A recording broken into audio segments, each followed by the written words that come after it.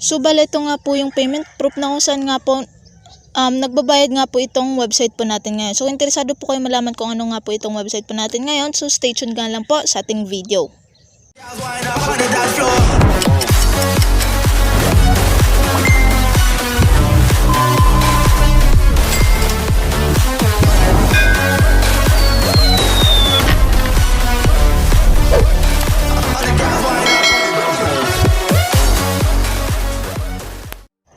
Sa Payo mga kagashi, so for today's video nga po is meron nga po akong share nga po sa inyo na isa pong website na kung saan nga po is magsasagot nga lang po tayo ng surveys, then kikita na nga po tayo ng 100 pesos po, no?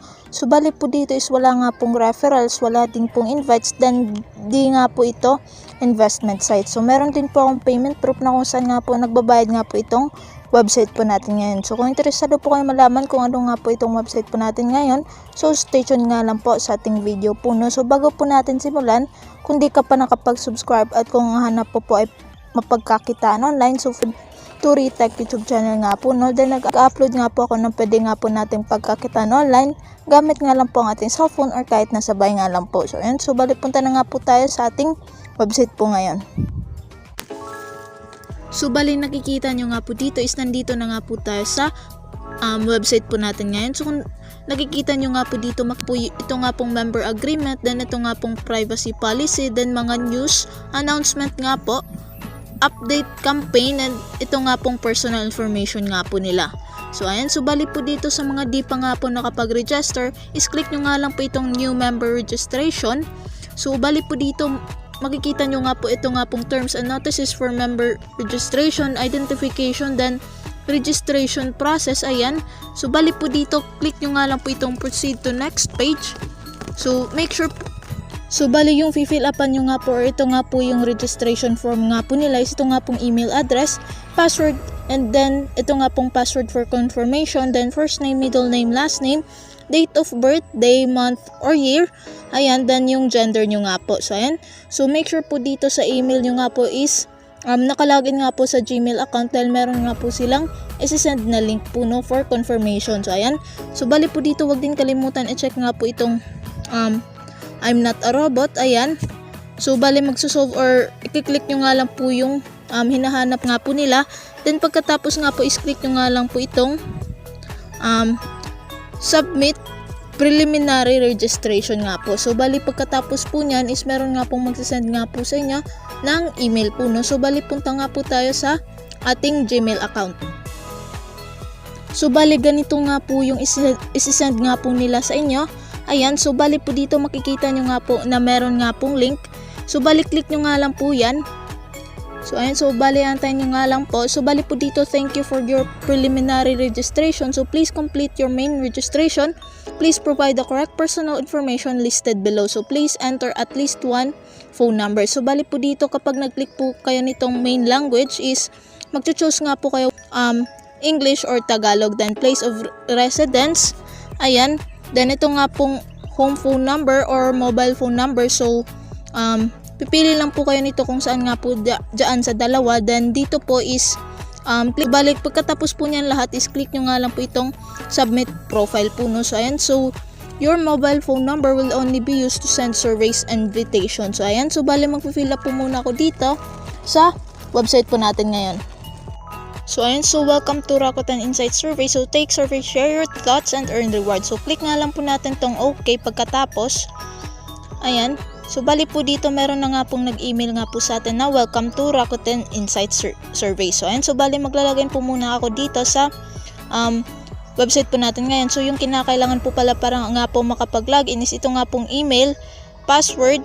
Ayan, so pagkatapos po niyan is click nyo nga lang po yung login. So bali maglalagin po muna ako. Ayan, so bali meron din po ditong captcha. So click nyo nga lang po itong I'm not a robot, then click login. So ayan, so bali nandito na din po tayo sa dashboard ng ating website po ngayon. So bali po dito, filling out your profile makes you eligible for more survey. Keep your profile complete and up to date to get as many surveys and rewards as possible. So ayan, so close nga lang po natin to. So ayan, so bali po dito meron pa nga pong ibang pwede nga po natin fill upan na kung saan nga po kapag the more nga po tayo nag-fill up ng personal information po natin dito is the more nga po na madaming surveys po tayong masasagutan po, no. So ayan, so bali po dito kapag po natapos na po kayo dito lahat, is click nyo nga lang po itong update profile. So ayan, so bali maglalagin po ako ulit. So bali po pala dito is nandito nga po tayo sa basic profile po, no. Ayan. So bali po dito, click nga lang po natin tong 3 lines. Then dito po tayo sa detailed profile. So ayan, so bali po dito is makikita nyo nga po ito nga pong family, automotive, employment, travel plus leisure, internet, finance, health nga po. So ayan, so bali po dito is the more information you provide, the more frequently you will receive survey. So yan po yung sinabi ko nga po kanina na kung saan nga po kapag nag-fill up po kayo ng personal information nyo nga po, the more nga po na meron nga po kayong marireceive na survey po, no. So some surveys may be targeting a specific type of respondent. Example, people who own a TV. In these instances, we will send surveys to those with matching registered information. So bali po dito, sa pagka-click nyo nga lang po ng family, is makikita nyo nga po ito nga pong makikita nyo din po dito yung family size, children, and ito nga pong about sa decision making nga po, no. Ayan. So bali po dito kayo na nga po bahala magsagot nga po nitong mga questions na nga po ito. So kapag nasagutan nyo nga po ito is the more na marami po kayong marireceive na surveys po, no. So ayan. So bali po dito, back nga lang po natin to. So meron din po tayong automotive po dito. So meron po kayong sasakyan. So pwede nga po kayo dito. So ayan. So yung tanong nga lang po is driver's license, then ito nga pong number of vehicles in household. So yun. So bali po dito kayo na nga po bahala mag fill up ng personal information nyo nga po kung gugustuhin nyo nga po. So ayan, so bali po dito, click nga lang po natin tong 3 lines. Ayan, ang nandito. So bali po dito nga po tayo sa surveys. So bali po dito, dito nga po tayo pwedeng makapag-earn ng e-points na kung saan nga po pwede po natin yung i-convert into real cash. So ayan, so bali po dito meron nga po tayong survey which is 2. So bali mag-i-email nga po sila. So kung nakikita nyo nga po yan is meron na nga po akong email po dito which is Rakuten Insight Survey. So ayan, so kapag gusto nyo na nga pong sumagot po dito ng survey, so bali antayin nyo nga lang po siyang mag-email or check nyo nga lang palagi yung email nyo nga po para nga po maging updated nga po kayo dito sa website po natin ngayon kung meron po bang surveys or wala. So bali po dito, click nga lang po natin to. So ayan, so yung e-points na pwede nga po natin makuha is 25. Ayan. So click nga lang po natin tong to start survey.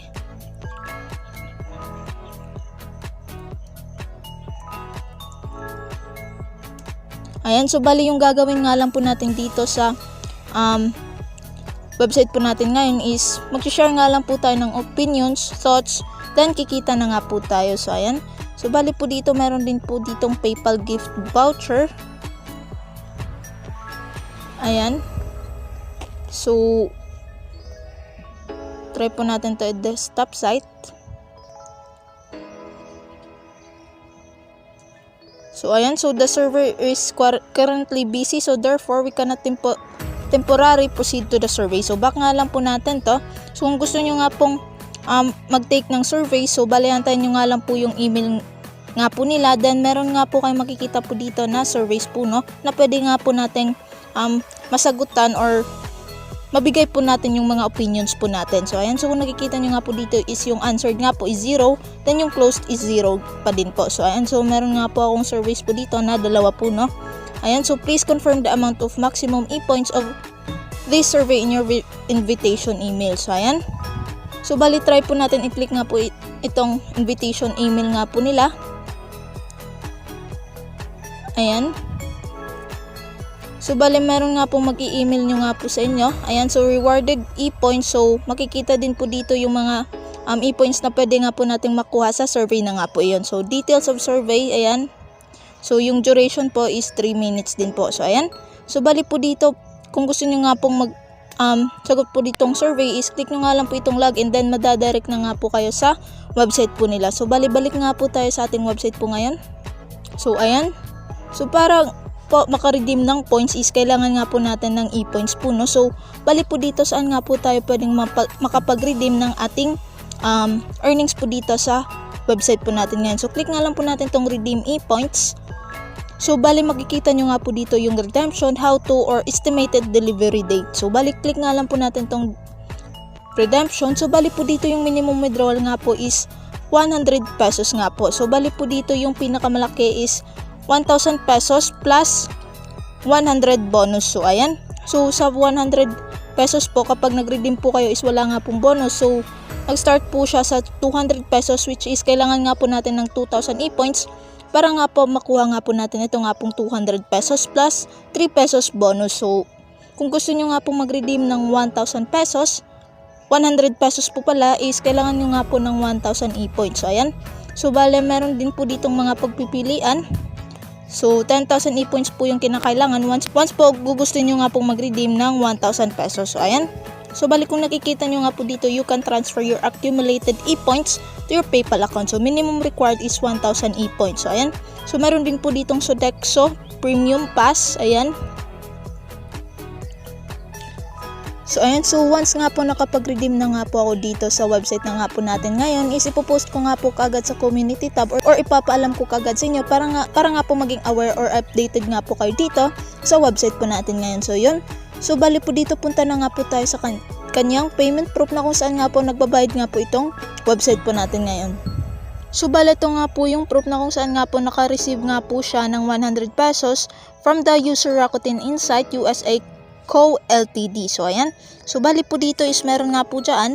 So bali po dito nagbabayad nga po itong website po natin ngayon. So di ko lang po alam sa 2020 po no. So kaya nga po in-upload ko nga po itong video na nga po ito para nga po malaman po na kung legit pa ba siya or scam. So ayan. So bali that's for today guys. Thank you for watching. Stay safe po tayo. Stay home and then God bless.